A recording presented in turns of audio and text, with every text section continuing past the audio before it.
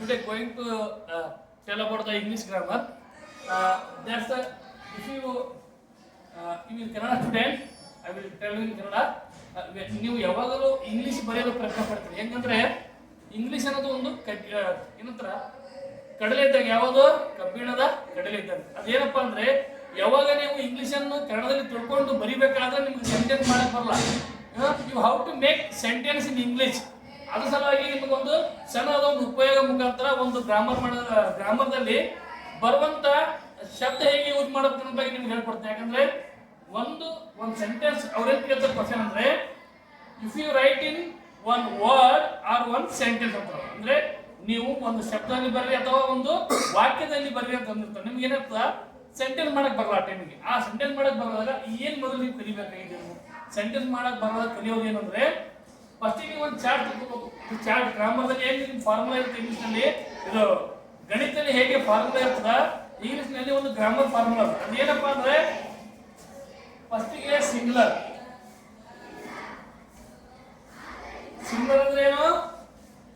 ಏಕವಚನ. ಸಿಂಗ್ಯುಲರ್ ಅಂದ್ರೆ ಏನು? ಏಕವಚನ. ಆಮೇಲೆ ಪ್ಲೂರಲ್.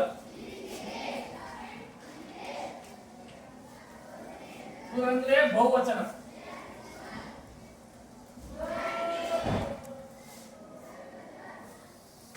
ನಿಮಗೆ ಇಲ್ಲೇನಾದ್ರೆ ಬೀಯಿಂಗ್ ವರ್ಬ್ ಅಂತ ಬರ್ತಾವ. ಬೀಯಿಂಗ್ ವರ್ಬ್ ಏನಂತಾರಲ್ಲ, ಬೀಯಿಂಗ್ ವರ್ಬ್.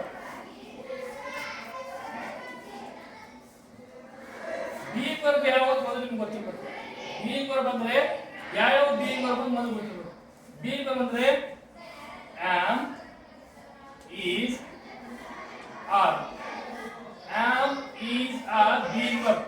ನೀವು ಯಾವಾಗಲೂ ಒಂದು ಸೆಂಟೆನ್ಸ್ ಪ್ರಸ್ತುತ ನಡೀತಾ ಇದ್ದರೆ, ಅಂದ್ರೆ ಈಗ ನಾನು ಹೋಗ್ತಾ ಇದ್ದೀನಿ ಅಂದ್ರೆ ಅದು ಪ್ರೆಸೆಂಟ್ ಕಂಟಿನ್ಯೂ ಟೆನ್ಸ್ ಆಗಿರುತ್ತೆ. ಯಾವುದು ಪ್ರೆಸೆಂಟ್ ಕಂಟಿನ್ಯೂ ಟೆನ್ಸ್ ಆಗಿರುತ್ತದ ಅಲ್ಲಿ ಬೀಯಿಂಗ್ ವರ್ಬ್ಗಳು ಉಪಯೋಗ ಬರ್ತದೆ. ಇದಕ್ಕೇನಂತಾರೆ, ಬಿ ಅಂದ್ರೆ ಕನ್ನಡದಲ್ಲಿ ಇರು. ಬೀಯಿಂಗ್ ಅಂದ್ರೆ ಇರುವಿಕೆ.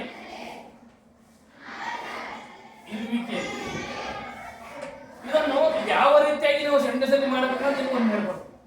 ಆಯ್ ಅಂದ್ರೇನು ಹೇಳ್ರಿ. ಆಯ್ ಅಂದ್ರೇನು? ಆಯ್ ಅಂದ್ರೆ ನಾನು. ಆಯ್ ಅಂದ್ರೆ ನಾನು. ವಿ ಅಂದ್ರೆ ನಾವು. ಯು ಅಂದ್ರೆ ನೀನು. ಯು ಅಂದ್ರೆ ನೀವು. ಈ ಅಂದ್ರೆ ಅವನು. ಸಿ ಅಂದ್ರೆ ಅವಳು. ಇಟ್ ಅಂದ್ರೆ ಇದು ಅಥವಾ ಅದು. ಇನ್ನು ದೇ ಅಂದ್ರೆ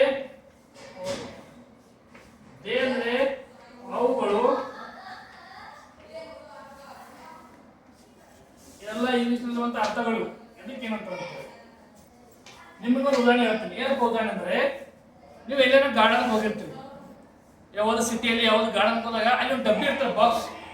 ಆ ಬಾಕ್ಸ್ ಹೆಂಗಿರ್ತದೆ, ಗೊಂಬೆ ಇದ್ದಂಗೆ ಇರುತ್ತೆ ಬಾಕ್ಸ್. ಕಸ ಹಾಕೋದ್ ಬಾಕ್ಸ್ ಇರ್ತದೆ. ಅದೇನ್ ಬರ್ತಿತ್ತು ಅಂದ್ರೆ ಯೂಸ್ ಮೀ. ಯಾರು ಅದೇನ್ ಬರ್ತ ಬರೀ ಯೂಸ್ ಮೀ ಅಂತ ಬರ್ತಾರೆ. ಯೂಸ್ ಮೀ ನೋಡಿ ಸಂದೇಶ ಅಂದ್ರೆ ಇದೇನಂತ ಕೊಡ್ತಾ, ಯೂಸ್ ಮೀ ಅಂದ್ರೆ ನನ್ನನ್ನು ಉಪಯೋಗಿಸು. ಯೂಸ್ ಮೀ ಅಂದ್ರೆ ನನ್ನನ್ನು ಉಪಯೋಗಿಸು. ಯಾರು ನನ್ನನ್ನು ಉಪಯೋಗ ಮಾಡ್ಬೇಕಂತ ಬರ್ದಿಲ್ಲ ಅಲ್ಲಿ. ಯು ಯೂಸ್ ಮೀ, ಈ ಯೂಸ್ ಮೀ ಹಂಗ್ ಬರಲ್ಲ. ಯೂಸ್ ಮೀ ಅಂದ್ರೆ ಉಪಯೋಗಿಸು. ಇದಕ್ಕೆ ಏನಂತಾರೆ, ಲೆಟ್ಸ್ ಕಮ್, ಲೆಟ್ಸ್ ಗೋ ಅಂತ ಯೂಸ್ ಮಾಡ್ತೀವಿ ವರ್ಡ್. ಆ ತರ ಯೂಸ್ ಮೀ ಅಂತೇಳಿ ಅಲ್ಲಿ ಯೂಸ್ ಮಾಡ್ತೀವಿ ವರ್ಡ್. ಆದ್ರೆ ನಮಗೇನಾಗಬೇಕಾಗಿರ್ತದ, ಒಂದು ಸೆಂಟೆನ್ಸ್ ಮಾಡಬೇಕಾಗಿರ್ತದೆ. ಏನಪ್ಪಾ ಅಂದ್ರೆ ನಮಗೆ ಇಲ್ಲಿ ಏನ್ ಹೇಳ್ತಾರ ಅಲ್ಲಿ, ರೋಮಿಯೋ ಜೂಲಿಯಟ್ ಬೋತ್ ಕಮ್ ಅಂದ್ರೆ ಅವ್ರಿಬ್ರು ಬರ್ತಿದ್ರು ಅಂತ ಹೇಳ್ಬೇಕಾಗಿರುತ್ತೆ. ನಮ್ಗೆ ಅವಾಗ ನಮಗೆ ಹೇಳಕ್ ಬರಲ್ಲ. ಸೆಂಟೆನ್ಸ್ ಮಾಡ್ಬೇಕಂದ್ರೆ ಈ ರೋಮಿಯೋ ಅಂದ್ರೆ ಯಾರು? ಹುಡುಗ ಅಂದ್ರೆ ಈ, ಜೂಲಿಯಟ್ ಅಂದ್ರೆ ಹುಡುಗಿ ಅಂದ್ರೆ ಸಿ. ಆ ಹುಡುಗಿ ಬರ್ತಿದ್ರ ಏನಪ್ಪ ನಾವು ವೆನಿವರ್ ನಾವು ಯಾವಾಗಲೂ ಈ, ಸಿ, ಇಟ್ ಯೂಸ್ ಮಾಡ್ಬೇಕಾದ್ರೆ ಇಲ್ಲಿ ಈಸ್ ಬರ್ತದೆ. ಅವಾಗ Romeo and Juliet is coming. ಅವರಿಬ್ಬರು ರೋಮಿಯೋ ಮತ್ತು ಜೂಲಿಯಟ್ ಇಬ್ಬರು ಬರುತ್ತಾ ಇದ್ದಾರೆ. ಯಾವ ವಸ್ತುವು ಬರ್ತಾ ಇರ್ತದ, ಹೋಗ್ತಾ ಇರ್ತದ, ಕಂಟಿನ್ಯೂ ನಡೀತಾ ಇರ್ತದ, ಆ ವಸ್ತುವನ್ನು ಅಲ್ಲಿ ಬರಿಬೇಕಾದ್ರೆ ಈಸ್ ಬರ್ಬೇಕು. ಯಾವ ವಸ್ತು ಈಸ್ ಬರ್ಬೇಕು. ಆಮೇಲೆ ನಾನು ನಾನು ಅಂತ ಬಂದಾಗ ಐ ಎಮ್ ಬರುತ್ತೆ. ಐ ಅಂದ್ರೆ ವೆನೆವರ್ ವಿ ಗೋ, ನಾ ಯಾವಾಗ ಹೋಗ್ಬೇಕಾಯ್ತು, ನಾನು ಹೋಗ್ತಾ ಇದ್ದೇನೆ, ಐ ಆಮ್ ಗೋಯಿಂಗ್. ಏನ್ ನೋಡ್ಕೊತ ಐ ಆಮ್ ಗೋಯಿಂಗ್. ಇಲ್ಲಿ ವಿ ಆರ್, ಇಲ್ಲಿ ಆರ್ ಹಾಕ್ಬೇಕು. ವಿ ಆರ್ ಗೋಯಿಂಗ್ ಅಂದ್ರೆ ನಾವು ಹೋಗ್ತಾ ಇದ್ದೀವಿ, ಹೋಗ್ತಾ ಇದ್ದೇವೆ, ನಾವೆಲ್ಲರೂ ಸೇರಿ ಹೋಗ್ತಿದ್ರು ಅಂದ್ರೆ ಇಲ್ಲಿ ನಾವು ಅಂತ ಹಚ್ಚಬೇಕು. ಆಮೇಲೆ ಇಲ್ಲಿ ಯು, ನೀನು, ಯು ಆರ್ ಗೋಯಿಂಗ್, ಇಲ್ಲಿ ಆರ್ ಗೋಯಿಂಗ್ ಹಚ್ಚಬೇಕು. ಇಲ್ಲಿ ಆರ್ ಬರ್ತದೆ. ಇಲ್ಲಿನ ನೀವು ಹೋಗ್ತಾ ಇದ್ದೀರಿ, ಯು ಆರ್ ಗೋಯಿಂಗ್.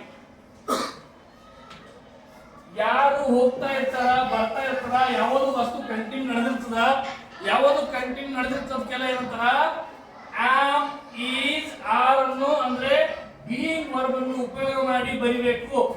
ಈಗ ನೀವು ಒಳಗೆ ಮೇ ಕಮಿಂಗ್ ಅಂತೀವಿ, ಮೇ ವರ್ಡ್ಗಳು ಮಾಡೋ, ಏನಂತಾರ ಮಾಡೋ. ಮಾಡೋ ಅಂದ್ರೆ ಯಾರು? ನೀವು ಹೆಂಗೆ ರೂಪದರ್ಶಿಗಳಂತಲ್ಲ, ಮಾಡಲ್ ಅಂದ್ರೆ ಕನ್ನಡದಲ್ಲಿ ಏನ ರೂಪದರ್ಶಿ. ಒಂದು ಸಾಧಾರಣ ಹೆಣ್ಣುಮಗಳಿಗೆ ಒಳ್ಳೆಯ ಬಟ್ಟೆ ಧರಿಸಿ ಒಳ್ಳೆಯ ಸೌಂದರ್ಯವನ್ನು ಮಾಡಿ ಯಾರು ವಾಕ್ ಮಾಡ್ತಾರ ಅವ್ರಿಗೆ ಏನಂತಾರ ಮಾಡಲ್ ಅಂತ ಹೇಳ್ತಾರ. ಅದೇ ರೀತಿ ಇಂಗ್ಲಿಷ್ ನಲ್ಲಿ ಮಾಡಲ್ ಅಂದ್ರೆ ಯಾವ ವರ್ಡ್ಗಳು ಅಂದ್ರೆ ಇಲ್ಲಿ ನಾವು ನೋಡ್ತೀವಿ. ಮೇ ಮಾಡಲ್ ಅಂದ್ರೆ ಮೇ, ಮೈ,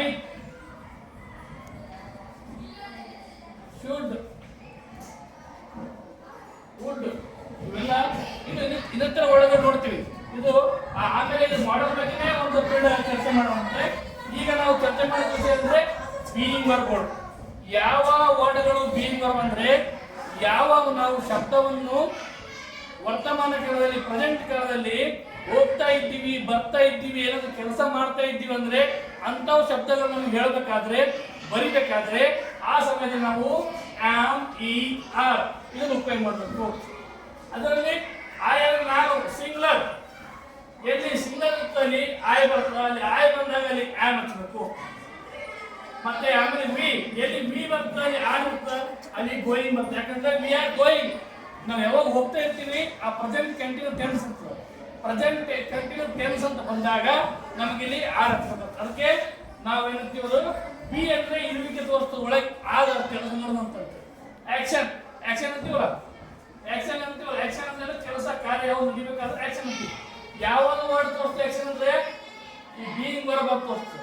ಬೀಯಿಂಗ್ ಅಂದ್ರೆ ಇರುವಿಕೆ, ಕೆಲಸ ನಡೆದ.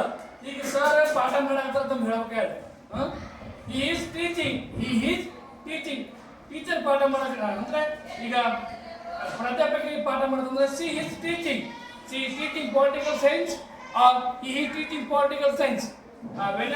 Whenever he or she teaching, that time you only use is.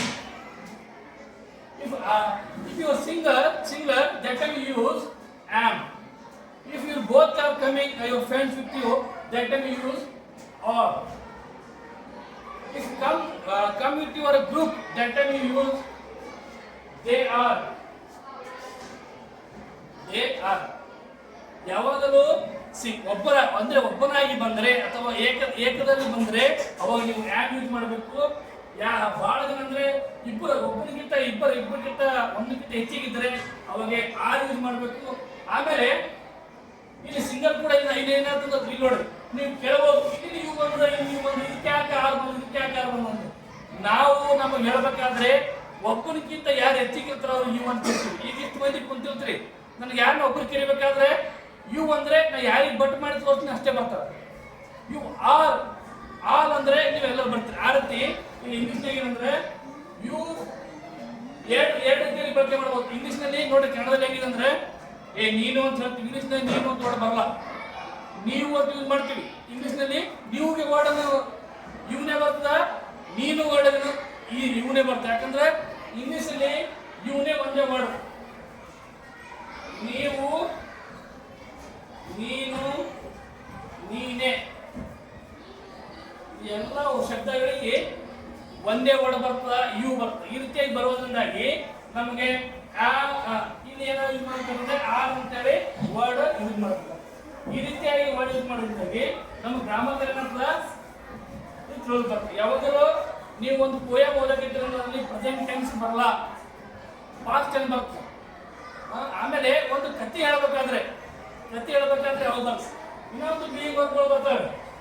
ಅವು ಯಾವ ಅಂದ್ರೆ ಇದು ಆಮ್ ಈ ಆರ್ ಆಯ್ತು. ನೆಕ್ಸ್ಟ್ ಬರ್ತದಂದ್ರೆ ವಾಸ್ ವೇರ್. ಇದು ವಾಸ್ ವೇರ್ ಅನ್ನು ಮುಂದಿನ ಅಧ್ಯಾಯದಲ್ಲಿ ಮಾಡೋಣ ಅಂತ ಇರುತ್ತಾ. ಇದನ್ನು ಇಷ್ಟವಾದರೆ ಮುಂದಿನ ಇದು ಇಷ್ಟವಾದ ಲೈಕ್ ಮಾಡಿ, ಮುಂದಿನ ಹೇಳಲು ಪ್ರೋತ್ಸಾಹ ಆಗ್ತದೆ. ಧನ್ಯವಾದ.